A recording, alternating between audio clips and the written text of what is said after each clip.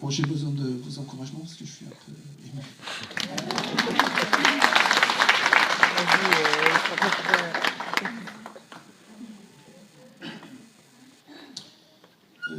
Bien que chrétien, né de nouveau, j'ai mis du temps à comprendre que faire les œuvres de Dieu nous appelle à faire... Pardon. J'ai mis du temps à comprendre que faire les œuvres que Dieu nous appelle à faire, c'est laisser Dieu avant tout nous transformer afin de devenir semblable à Christ. C'est cette démarche de foi qui va naturellement nous amener à faire les œuvres que Dieu a préparées d'avance. Et moi, pendant très longtemps, je n'ai pas compris ça. Vous allez me dire, c'est simple, mais je ne l'ai pas compris. Je n'ai pas compris qu'il fallait que Dieu opère cette transformation en moi. Elle est indispensable. Je pensais que être gentil, donner un petit coup de main par-ci par-là, ça suffisait. Et en fait, je me trompais grandement. En fait, je ne faisais que ce qui me plaisait. Avec le temps, il y a eu des conséquences, comment dirais-je, très néfastes. Je me sentais plus utile. Je me sentais impropre à toute bonne œuvre, contrairement à ce que dit le verset de la Bible. Je me sentais disqualifié, perte de confiance en Dieu, foi vacillante, témoignage réduit à néant, perte d'intimité avec le Seigneur, oui. Vie de prière, etc., etc. Alors j'ai compris, j'ai pris conscience qu'il fallait que je passe par une véritable repentance. Il a fallu que je prenne des décisions, de lui ressembler, d'agir différemment, de renoncer aux vieilles habitudes. Et chose très importante, c'est très très très très important ça, c'est de revoir entièrement mes priorités. C'est crucial, les priorités. Et merci Seigneur, parce que suite à cela, Dieu fait des miracles. Le Saint-Esprit a produit vraiment des choses merveilleuses en moi, des transformations. Alors, quelle suite ça a eu? Eh bien, je vais commencer par un exemple très précis. En fait, j'étais très colérique.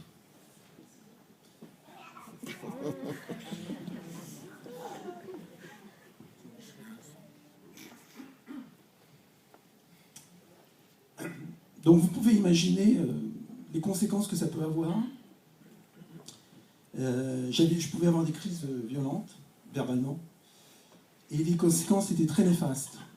Vous imaginez, auprès de mon entourage, chrétien, non chrétien, et bien sûr, la relation avec Dieu en prend un coup. Et là, le miracle, c'est que maintenant, aujourd'hui, je suis serein et apaisé. J'ai une grande maîtrise, j'ai une plus grande maîtrise de soi, une maîtrise de soi. Ça, c'est un exemple précis. De manière plus générale, dans mes relations au sein de la famille, là aussi, j'ai vu le changement. Avec les différents membres de ma famille, ça s'est beaucoup amélioré. J'ai pu aider, j'ai pu conseiller des membres de ma famille, chose que avant je ne faisais pas spécialement. Je les ai aidés à persévérer dans la foi, à retourner à l'église, à m'entretenir avec eux. Moi, je sais qu'il y a des membres de famille qui m'ont fait des confidences qu'ils ne m'avaient jamais faites. J'ai pu prier avec elles, en l'occurrence, les accompagner dans la prière. Les relations avec mon épouse, on vivait en fait chacun sa foi de son côté. Et maintenant, on a retrouvé une certaine complicité et une complémentarité dans la foi aussi. Au sein de l'Église, c'était, vous allez voir, c'était pas terrible. J'ai eu une période en fait où je ne participais plus à aucune activité ecclésiale. Je n'allais même plus à l'Église. Et quand j'y allais, je m'ennuyais tellement que j'allais boire un café au bar d'en face.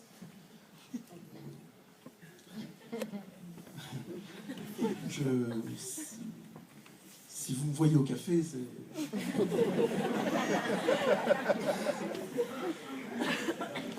Aujourd'hui, c'est plus du tout le cas. Je suis heureux d'être à l'église. Je me mets au service des autres plus facilement. C'est pas parfait, hein. Je me rends disponible auprès de mes frères et sœurs. Ça aussi, c'est important d'être disponible. afin d'accomplir les tâches préparées d'avance. Avec le groupe de croissants, je suis plus sensible aux préoccupations des autres, dans l'Église et hors de l'Église. Au travail, alors là, ça a été quelque chose de très spectaculaire et incroyablement rapide, parce que de mon témoignage dans le milieu professionnel, j'ai pu parler à des collègues de Dieu, j'ai pu prier pour certains, parfois pour des problèmes très, très intimes. J'ai pu aussi même témoigner pour des clients, et prier même récemment. J'ai prié pour une cliente, et c'est pas fini. Les conséquences de cet engagement, alors je vais vous dire tout de suite, ça ne veut pas dire que c'est facile, hein. Ça ne veut pas dire que tout va... Mais parce que c'est le chemin du renoncement à nos envies, c'est quitter notre confort et c'est faire confiance à Dieu tous les jours. Et c'est pas toujours facile, mais on peut s'appuyer sur Dieu. Et pour finir, je vais dire 3 petits points. J'ai lu dans le parcours de croissance, je crois que c'est la page 27, c'est marqué « Si vous donnez toutes vos mauvaises expériences au Seigneur, il en fera sortir du bien. »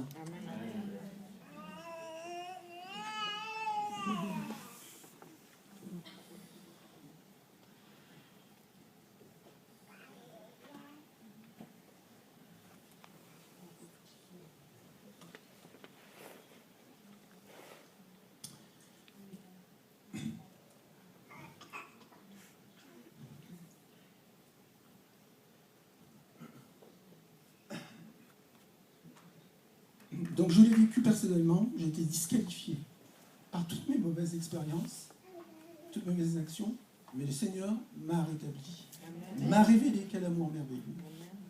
Le deuxième petit point, j'aimerais insister. Avant, je disais, je ne veux pas faire ceci, je ne veux pas faire cela, je ne suis pas doué pour ça, je n'y arriverai pas, c'est pas la peine, etc., etc. Et comme on dit un peu familièrement, j'étais à côté de la plaque. Maintenant, j'agis autrement. Je prie le Seigneur, j'ai dit, Seigneur, donne-moi simplement d'être disponible pour toi et pour les autres. Donne-moi des occasions pour parler de toi, donne-moi de bénir en ton nom, donne-moi de prier en ton nom, rends-moi sensible à l'autre avec l'aide du Saint-Esprit. Donne-moi d'aider un frère, une sœur, un collègue, donne-moi des occasions d'encourager, d'exhorter. Et je vous assure, depuis que je fais cette prière, eh ben, Dieu met des gens sur la route. Parfois, je suis même un peu surpris. Alors, bien sûr, il faut quitter sa zone de confort, sa tranquillité, etc. Mais Dieu nous transforme, nous équipe, nous qualifie. Si nous rentrons par la foi, et le Seigneur nous bénit puissamment. Et je conclus, j'étais disqualifié, le Seigneur m'a requalifié. Je n'étais plus apte, Dieu m'a rendu apte. Dieu croit en vous, Dieu croit en moi, car il veut libérer ses projets pour vos vies et pour ma vie. Il y a un pasteur réunionnais, je l'ai entendu sur Internet, qui disait « Un homme disqualifié sera reconstruit selon Dieu. » Et je rajoute, il sera plus fort. Et s'il suit le plan parfait de Dieu pour sa vie, il sera même indestructible. Et je vous laisse sur cette dernière phrase, qui est toujours écrite dans le livre de groupe de croissance. Donc vous voyez qu'il faut le lire. Je ne sais plus la page, je crois que c'est la page 25. Il est dit « La meilleure preuve de croissance spirituelle est de ressembler à Christ. » La meilleure preuve de croissance spirituelle et de ressemblance à Christ réside dans le fait que nous pensons aux autres. Amen. Que nous pensons aux autres. C'est le défi que je me donne. Et qu'en est-il pour vous ?